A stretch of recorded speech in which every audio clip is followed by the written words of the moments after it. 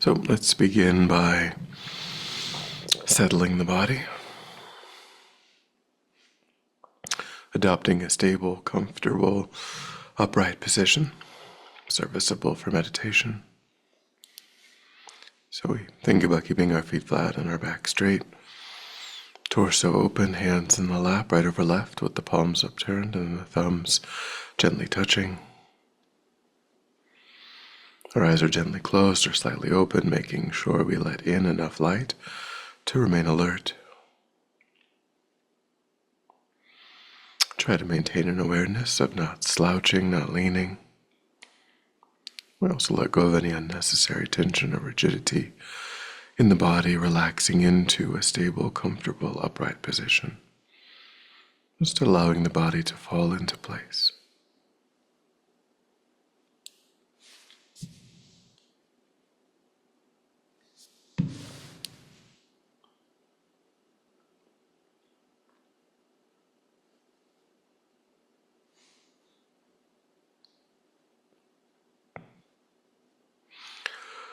And we begin to let go of attending to the environment,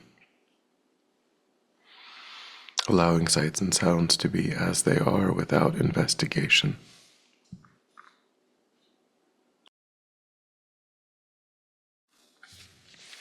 Just constraining our awareness to the body and mind.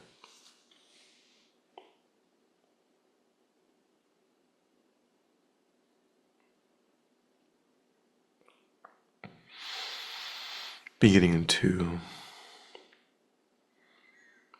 concentrate that experience, that awareness, on the present by attending closely to the physical sensations that accompany the in-breath and the out-breath, particularly in the space around the opening of the nostrils.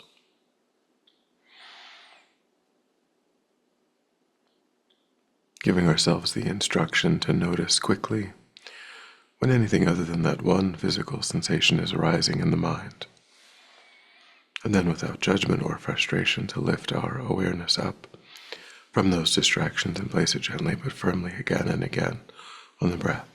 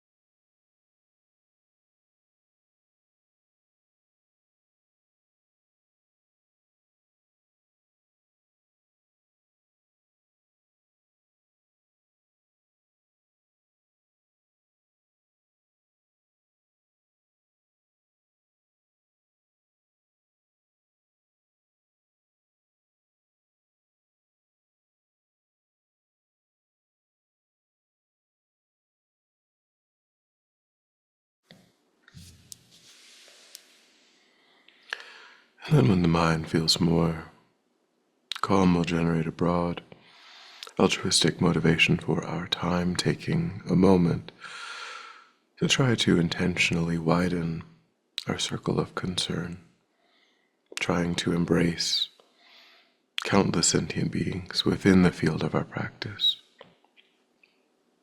recognizing that all sentient beings, just like oneself, deeply wish to be happy, deeply wish to be free of even the slightest suffering,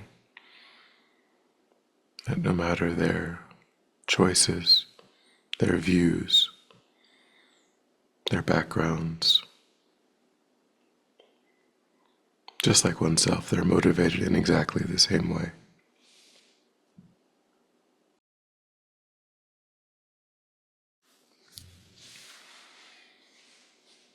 And their right to be happy, to be free of suffering, is no greater than my own. And so I should make an effort to work on my own self-preoccupation, the view that it's only my own happiness, only my own interests, desires that should be met, but instead begin to work for the benefit of these numberless sentient beings.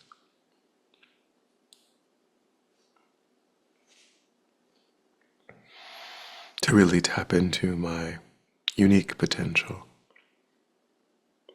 to go beyond self-interest.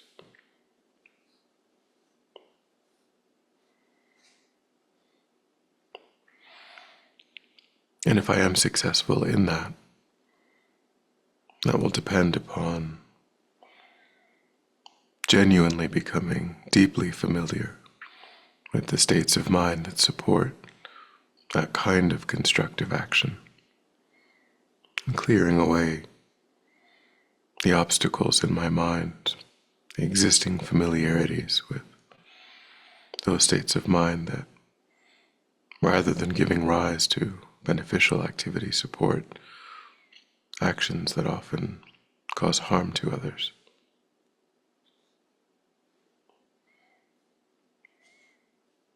That kind of genuine inner transformation is required for me to be of benefit to other sentient beings. So that's the purpose of my time, engaging in that process of transformation.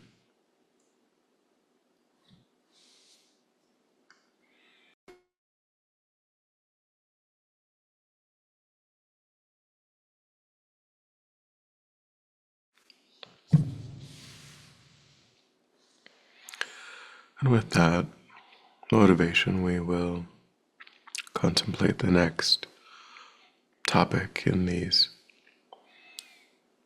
triggers that activate those unhelpful states of mind, those destructive states of mind. By thinking about contemplating our emotional habit patterns, one way of gaining awareness over these is to think about what happens when the mind becomes more quiet, more subtle in meditation.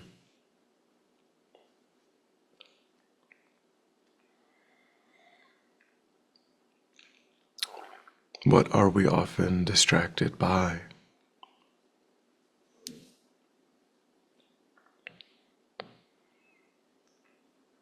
What predominates in the mind? Is it attachment, aversion?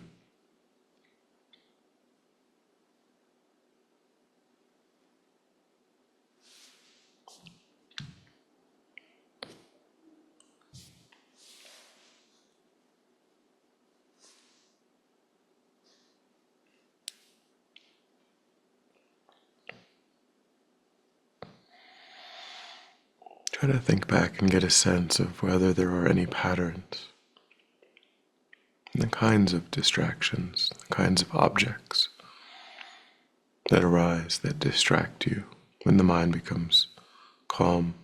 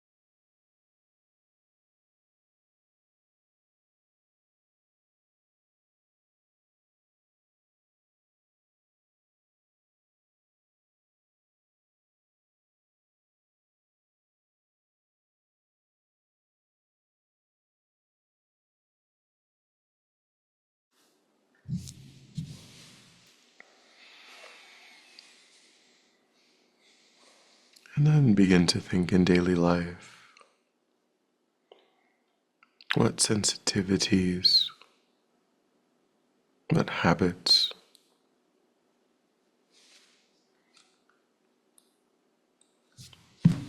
can we observe?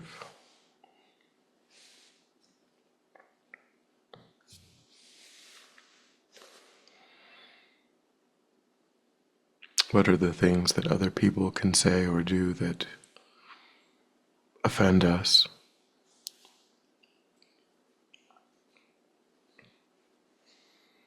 What are our common triggers?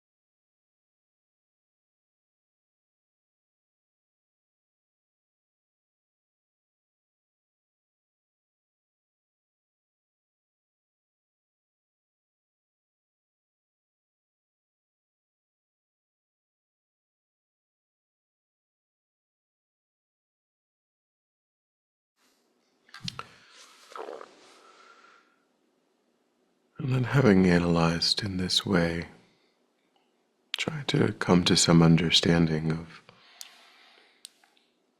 what might be coming up for you again and again. It might be an indication that something should be focused on.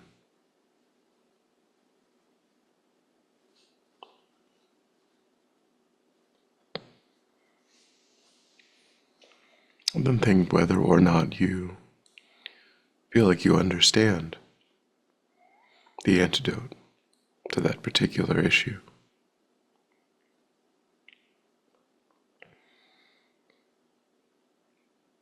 And if you don't, then be resolved in your mind to try to seek it out, to find where that antidote is provided in the teachings.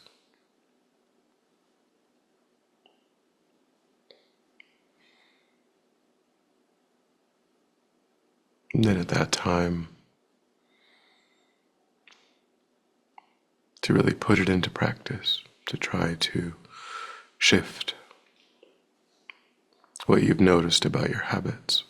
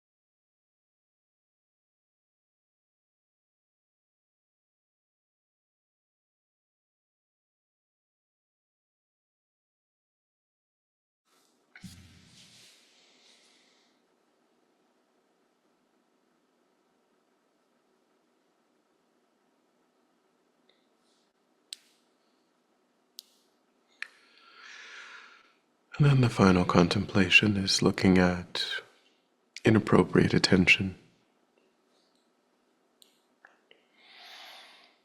So we can begin to think when I'm dealing with a challenging situation, how often do I only attend to what seem like the negative aspects of that person, that situation?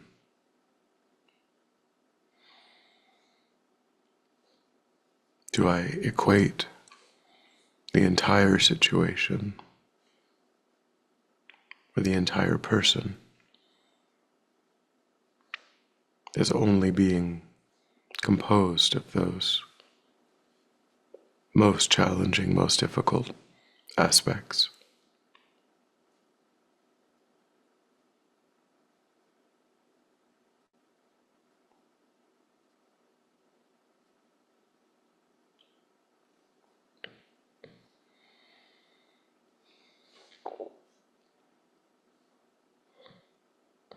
And think, do I have any particular biases?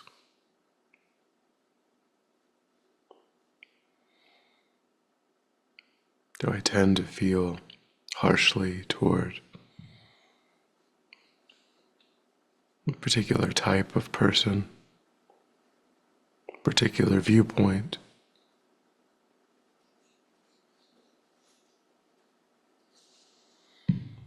a particular set of characteristics?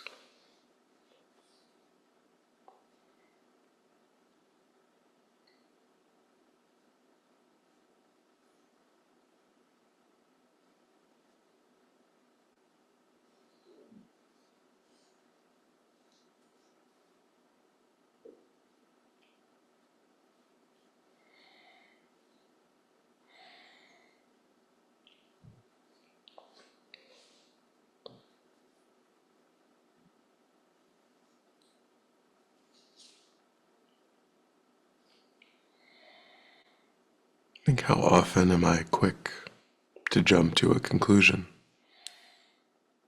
How quickly do I make a snap judgment?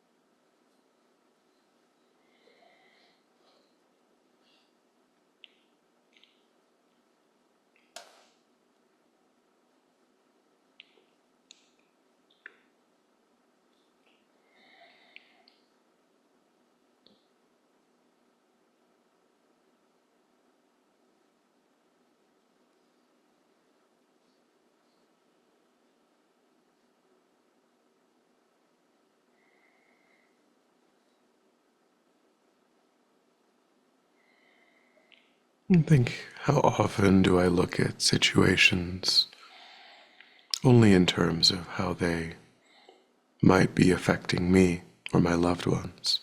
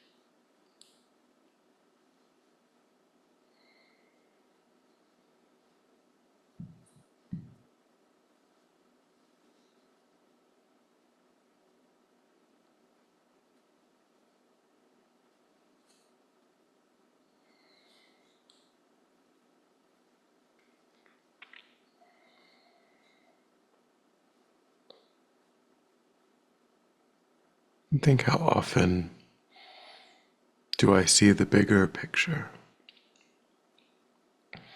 How often do I see things holistically?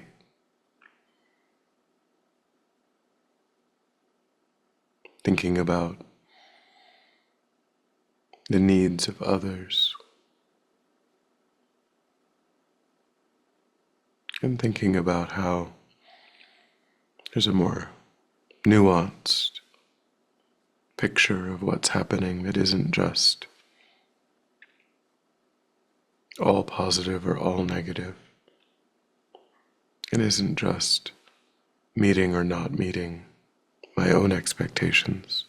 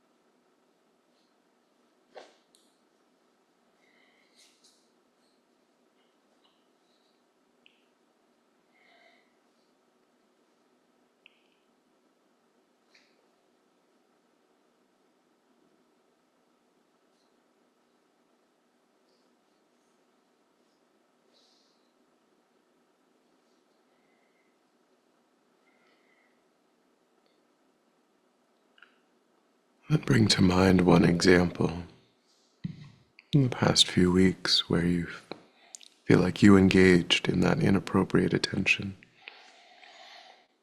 You zeroed in on just one aspect of what was happening that gave rise to some aversion or attachment.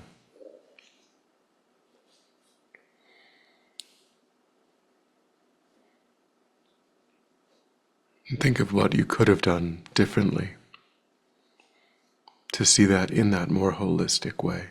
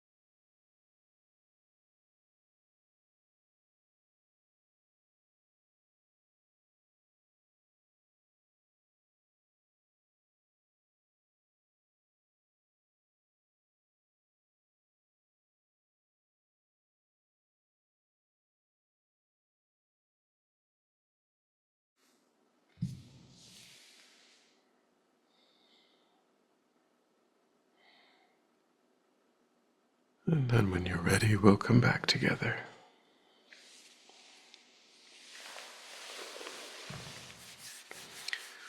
And we'll dedicate.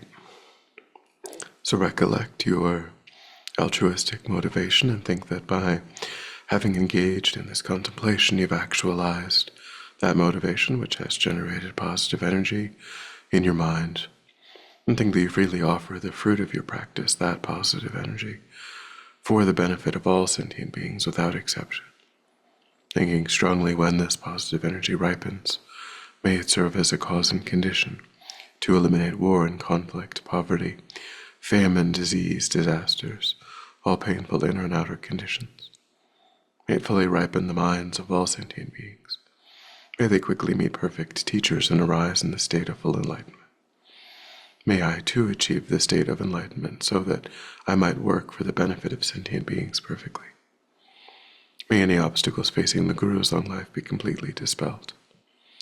And may I and all sentient beings in this moment come under the joyful care and guidance of enlightened beings. May we be guided and protected until we swiftly achieve that state of enlightenment.